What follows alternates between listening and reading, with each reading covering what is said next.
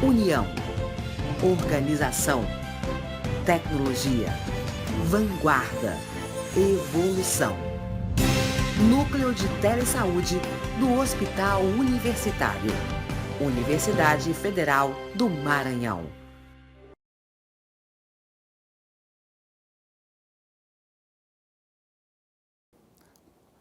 Sejam todos bem-vindos a essa web junto com o Telesaúde Maranhão.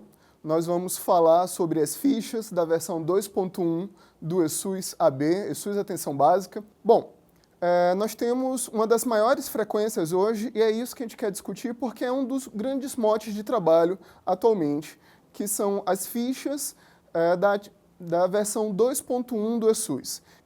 O que há de novo? Primeiramente, houve mudanças em todas as fichas, a gente tem que deixar isso claro. Segundo, existem novos campos, existem novas diagramações, ou seja, novos arranjos dentro dos campos, e nós temos nessa versão uma ficha nova, chamada ficha complementar, que nada mais é do que uma ficha de registro das informações de exames das crianças que nasceram com microcefalia. Tá ok? Mas a gente vai falar sobre isso com calma, passo a passo, ponto a ponto com vocês.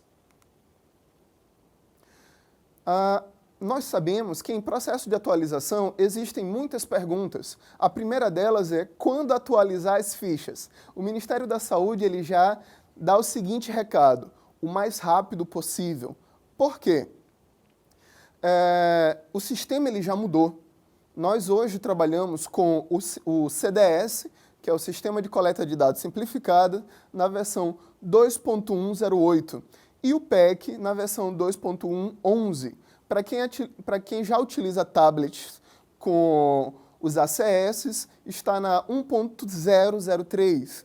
E para quem tem equipes de EMAD e de EMAP e que já utiliza tablet, é o aplicativo AD 2.1. A gente tem que citar isso porque, em processo de transição, quando nós apoiamos os municípios, verificamos que existem grandes diferenças. Ou o PEC está muito na frente, ou o CDS está muito atrás, e essa diferença de versão, tanto de sistema quanto de ficha, pode promover perda ou fragilidade na informação. Nós vamos falar disso um pouco melhor.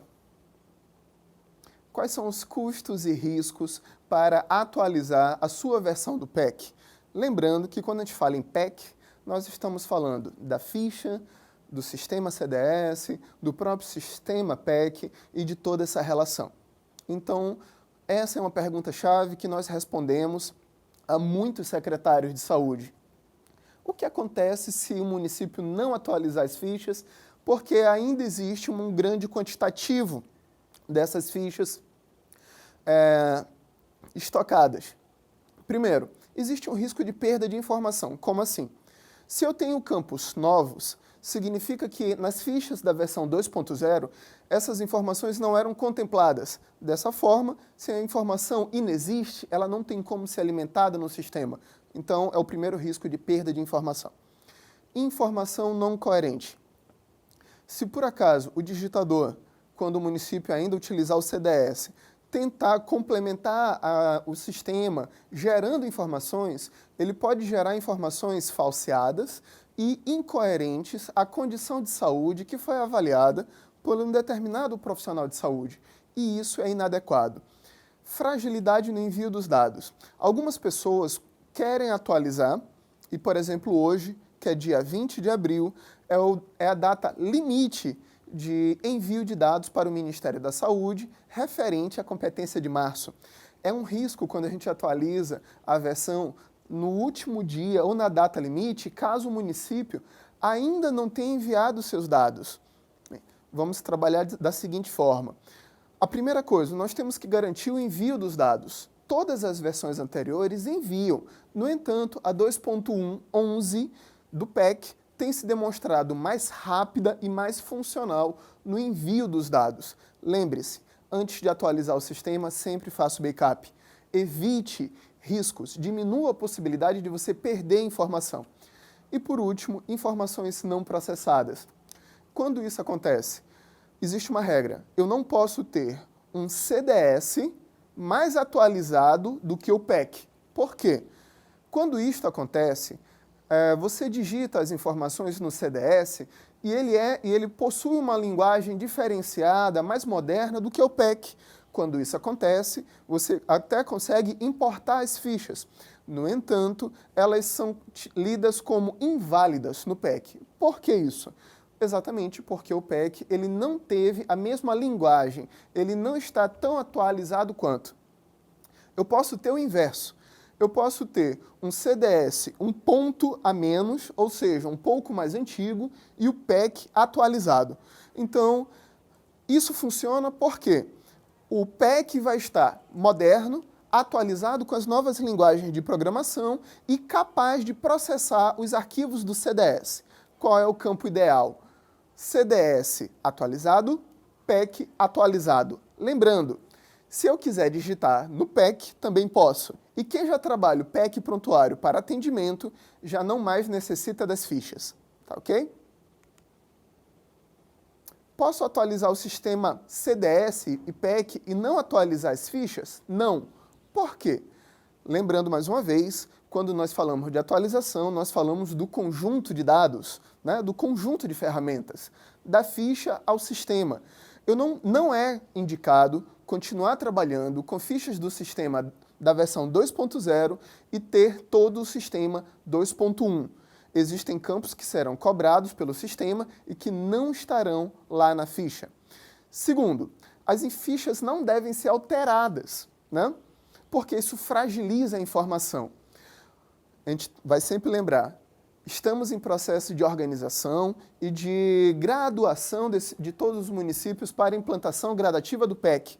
O PEC, ele se comporta de diversas formas, ele tem diferentes usos, não somente para o atendimento, mas também para a importação de arquivos do CDS, gerar relatórios, enviar os dados ao Ministério da Saúde e também gerar essa possibilidade de construção do prontuário eletrônico, tá? A gente só pode ter digitação das fichas no PEC, bem simples, basta habilitar o perfil digitador. O PEC ele trabalha com perfis, cada perfil tendo possibilidades de ação. Então, se você tiver habilitado o perfil digitador, você vai poder digitar todas as fichas sem prejuízo nenhum e no perfil administrador você processa essa informação e envia para o Ministério da Saúde. Eu já tinha adiantado, mas está aí a pergunta. Se eu posso alterar as fichas da versão 2.0 e continuar utilizando, mesmo modernizando os meus sistemas, mesmo os meus sistemas na versão 2.1? Não. Se o município for visitado por qualquer auditor, ele se coloca em situação de fragilidade, porque não é indicado que nós possamos alterar instrumentos oficiais e padronizados. O padrão, no caso dos instrumentos, ele fortalece a qualidade da informação.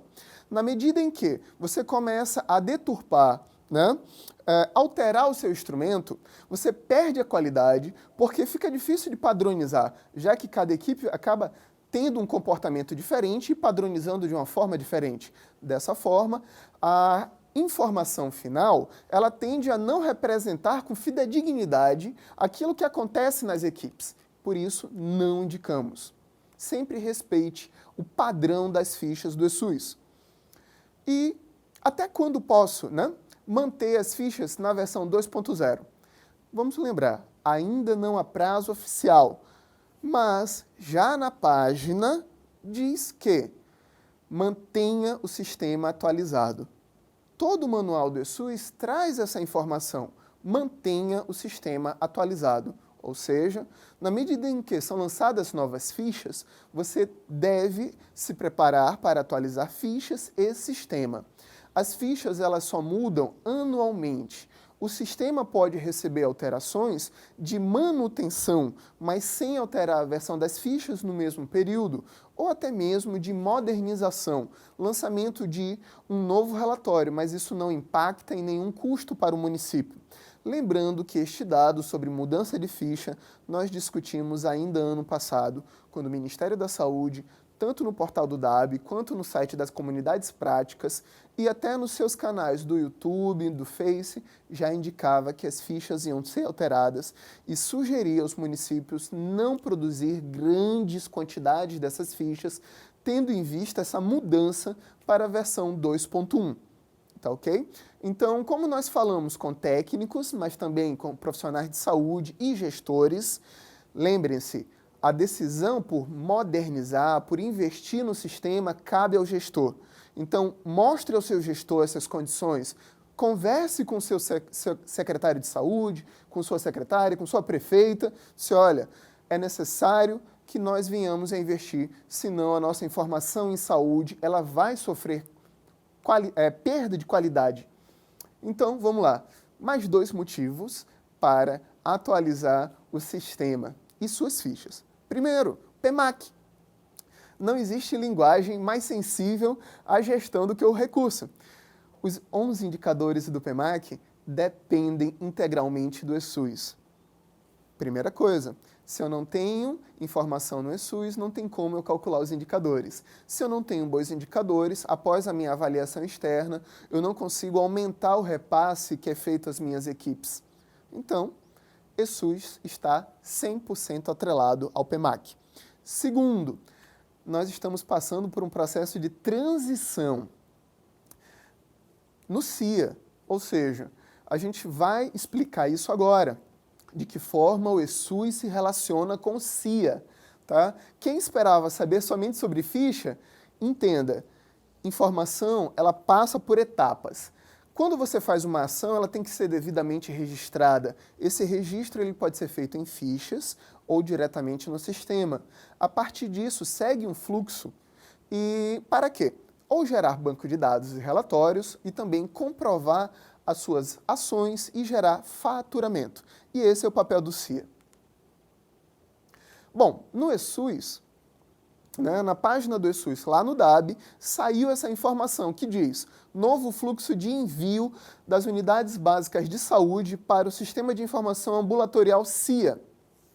Nós fizemos esse destaque aí em vermelho para mostrar que o Ministério da Saúde já está indicando, olha, o ESUS na versão 2.1.11 já está preparado para gerar o BPA. Mas como isso ainda não saiu em portaria ou nota técnica, boa parte do Brasil ainda mantém as fichas do BPA individual e consolidado. E nessa nota, na página do DAB, informa que se você estiver bem organizado, todos os seus registros do ESUS já estiverem funcionais, você pode e deve se preparar, não é automaticamente, se preparar para a transição daquele BPA que você faz em papel para um salto de qualidade e ter o BPA através do ESUS. Vamos explicar isso? Primeiramente, o registro da informação no ESUS, ele se dá ou pelas fichas que são digitadas no CDS e no PEC, elas geram esse banco de dados através do registro. Esse banco de dados ele é processado no PEC. O PEC ele já está preparado para gerar o BPA geral do município ou por UBS. A partir de somente 3 cliques, você seleciona ou por município ou por UBS, você gera um arquivo que deve ser apresentado ao gestor do CIA e ele vai importar esse arquivo. Após isso, ele vai processar esse arquivo e vai gerar essa informação que contempla tanto o BPA individualizado quanto o BPA-C, que é o BPA consolidado. Após esse processamento no CIA, esses dados já processados são enviados para o Ministério, onde serão avaliados, Lembrem-se, todo BPA ele pode vir a ser glosado se ele tiver inconsistência, ou seja, a glosa é a verificação, a constatação da inconsistência. E essa posterior constatação dessa inconsistência, ela é comunicada ao município. Se não houver essa constatação de inconsistência, esse banco de dados gera recurso, que cai no mês seguinte.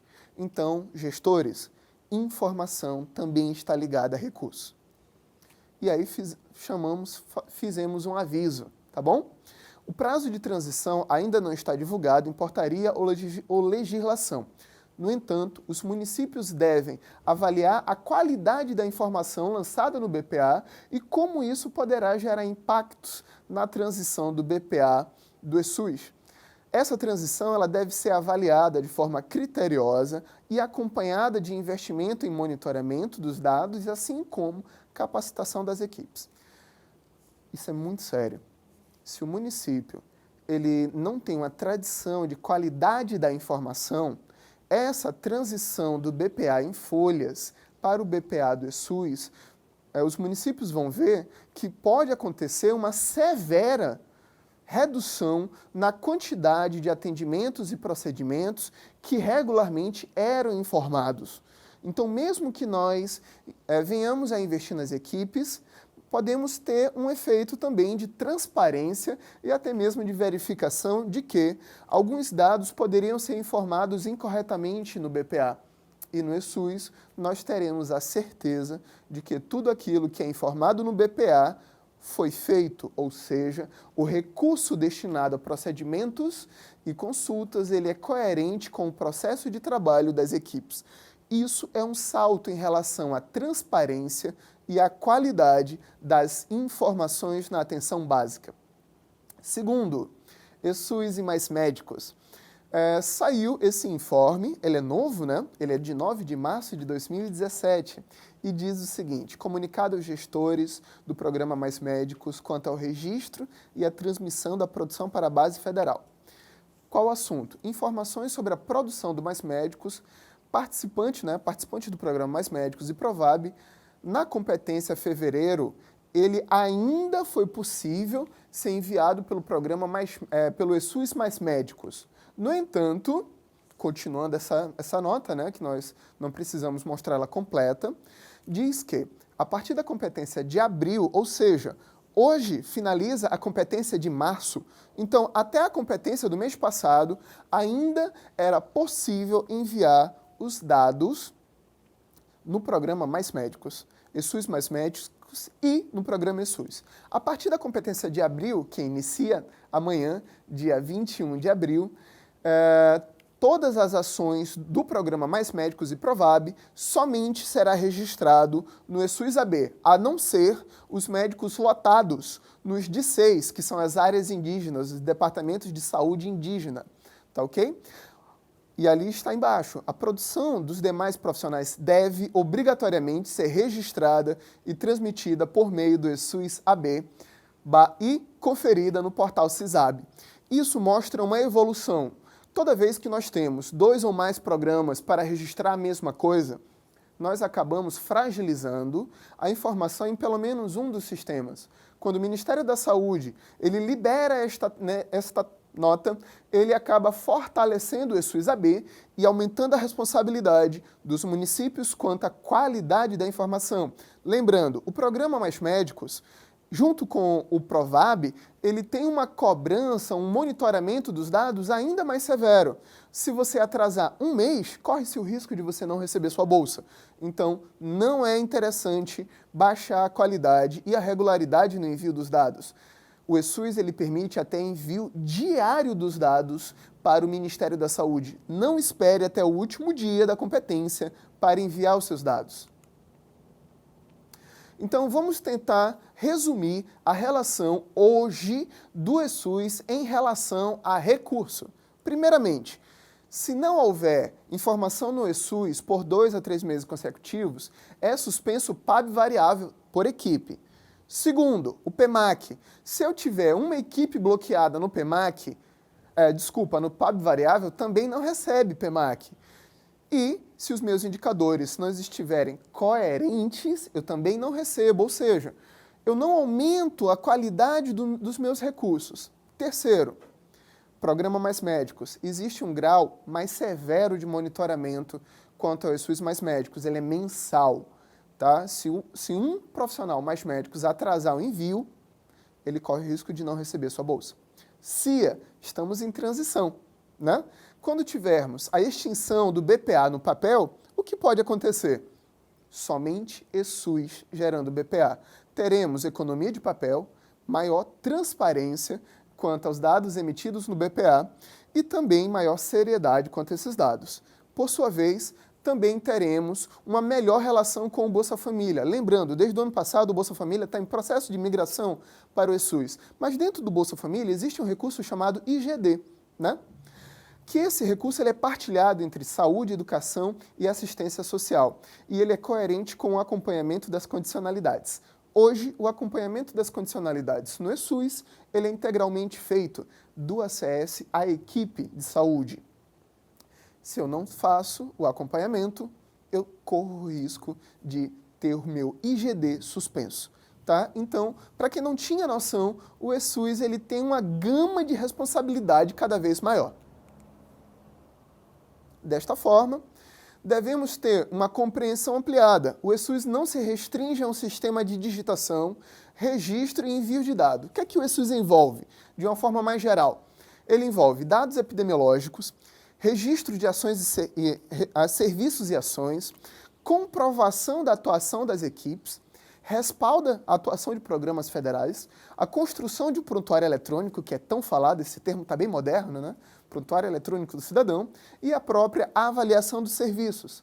É necessário que tenhamos uma informação coerente para que esse processo bem complexo ele seja apoiado pelo eSUS. Principais novidades. Todas as fichas tiveram alteração. Segundo, atenção, temos campos novos e obrigatórios. Terceiro, ficha nova, ficha complementar para atendimento a crianças com microcefalia. Algumas fichas tiveram uma mudança no layout, ou seja, na organização dessas fichas, dos campos na ficha. Dentre elas, a ficha de atividade coletiva foi uma das que maior apresentou um número de mudanças em relação ao layout dessa ficha. Terceiro, né? Quarto, na verdade. Quinto, o eSUS AB na versão 2.1, ele traz novos conceitos. Por exemplo, o conceito de território. O conceito de território não se restringe a casas. Quando o ACS for visitar o território, ele deve lembrar da portaria 2121 de 2015 sobre o combate ao Aedes, que é fortalecido em parceria com o agente de combate a endemias.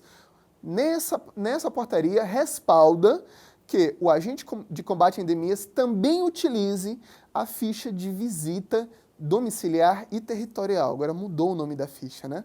Ficha de visita domiciliar e territorial. E como também mudou a compreensão de processo de trabalho, mudou também o conceito de território. A gente vai falar sobre isso um pouco melhor daqui a pouco. Lembrando, isso a gente tem que desconstruir, né? Não existe ficha mais importante do que a outra. Até 2016, eu falo nós porque é uma cultura de todo o Brasil, acreditar que existiam as fichas de produtividade e as fichas que não eram de produtividade.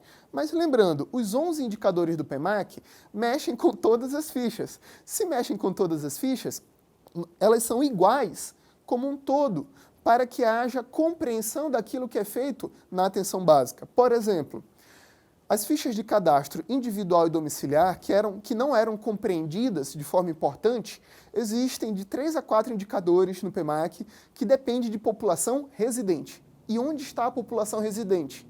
Nas fichas de cadastro domiciliar e individual. Agora sim, a gente vai falar um pouco mais detalhado sobre as fichas do eSUS.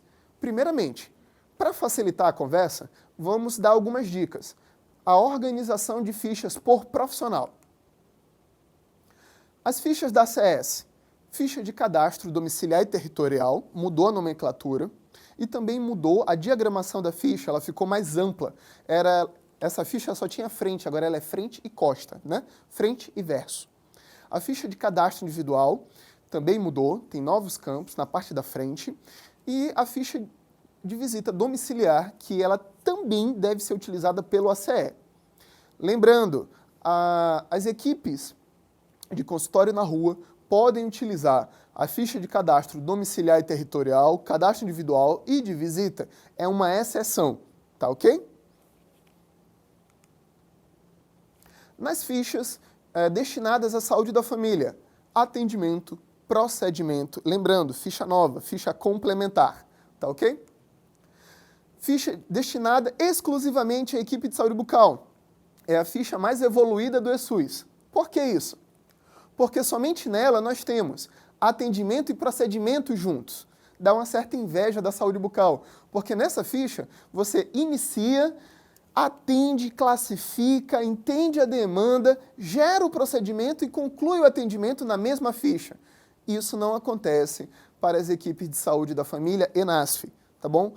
Todas as outras equipes têm que utilizar atendimento odontológico e procedimento, tá ok? Só quem pode utilizar somente atendimento, porque ela é completa, é a ficha de saúde bucal, a equipe de saúde bucal. As fichas de uso comum, ou seja, sem restrição, ficha de atividade coletiva e as fichas de marcadores de consumo alimentar. Por que isso? Porque lá na PNAB, na Política Nacional de Atenção Básica, na Portaria 2488, de 21 de outubro de 2011, diz que é uma atribuição comum a todos os componentes da equipe realizar atividades de educação e saúde. Nós não podemos fazer a atenção básica somente focado em atendimentos e procedimentos, senão a gente perde o foco da atenção primária e a gente acaba trabalhando com foco na doença. E o que nos interessa é o indivíduo, o usuário, o seu estado de saúde de forma ampla, de forma integral, e não somente a sua condição de saúde. Então, por isso, se nós queremos ter uma comunidade mais saudável, é necessário que nós venhamos a educar essa comunidade, não para adestrar, mas sim para dar autonomia à sua comunidade. Uma comunidade saudável, ela aprende a se cuidar, aprende a ter bons hábitos, aprende a ter um cuidado com sua alimentação, aprende a ter cuidado com a qualidade da água, com o saneamento básico, com a condição de moradia. Quanto mais nós aprendemos sobre saúde, menos cuidamos de doença. Essa é a missão da atenção básica. Na ficha de marcadores de consumo alimentar e nutricional, é uma ficha que migrou do Sisvan e hoje está no ESUS. Ela não considera uma ficha de atendimento, mas sim uma ficha de coleta de dados. E, de acordo com o manual, ela está liberada para aplicação por todo e qualquer profissional da atenção básica. Por quê? Primeiro, quando nós ampliamos essa oferta da ficha para todos os profissionais, existe uma possibilidade que nós venhamos a coletar mais informações nessa ficha. Ou seja, a organização da coleta de dados depende da equipe.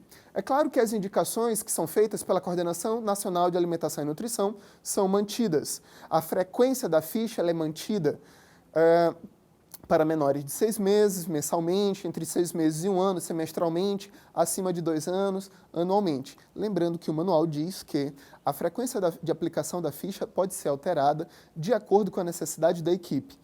Por exemplo, se eu tenho um grupo de idosos, posso aplicar essa ficha com maior frequência se eu quiser avaliar o estado, a qualidade da situação nutricional desse grupo de idosos a quem eu coordeno, ok?